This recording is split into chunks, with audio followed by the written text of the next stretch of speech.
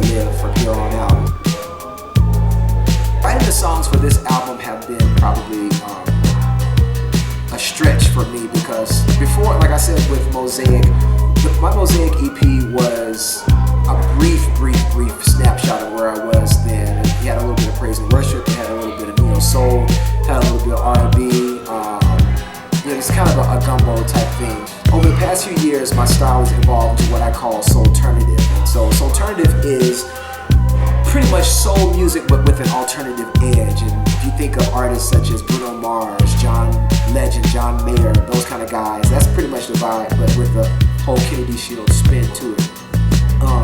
I'm really excited because the songs for the Real Love Project kind of take on that edge. And so some of them you can hear hints of Sade, you can hear hints of kind of indie music type vibe, you can hear hints of just so many other type of artists too.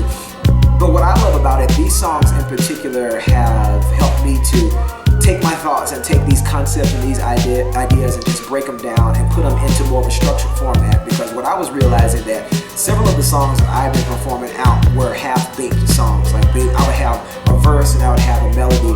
Or for instance, Gotta Be Me, for years I performed Gotta Be Me with the regular verse and just kind of freestyled the second verse. So I guess that became part of my whole show experience, to just create this whole second verse in the moment. And so Greg and Charlie just really challenged me to write an official second verse for it and a bridge for it. So for the 2014 project with the Real Love Project, you'll hear not a totally new vibe, but just a revamped vibe for Gotta Be Me. We live in a world now where love is kind of one of these things that's a thrown around word. People use it haphazardly. When Christina and I were dating, I remember I used to say, I love you, I love you, I love you. And one day she told me, she was like, don't say that until you're really ready. And I remember like, hey, she was like, I hear you say you love your friends, you love your family. It was just like, when you say that to me, I really want that to mean something special. And it threw me back for a minute, but it really made me reevaluate. When I say I love you, I don't want that to be just a word that I just say to just anybody just because. Especially, to my wife, I want it to be something that comes from a totally different place. And so I remember the moment when I was actually able to say I love you, and we both knew I meant it because we both felt it at the same time. So moments like that being captured, on film and being captured on wax are just priceless to me. We're able to look back at moments like that and say, remember when we first really, fell in love, and how we have this growing revelation of what love is. Because the story doesn't stop here. Even after the album is over,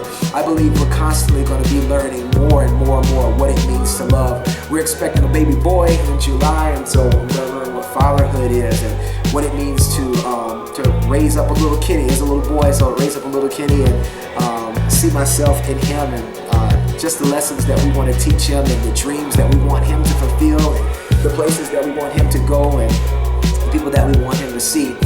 Anything else? Am I missing anything else? I think that's about it. So I don't want to talk too much. I want to tuck your head off, but make sure you follow me. Make sure you stay tuned, because we're going to change the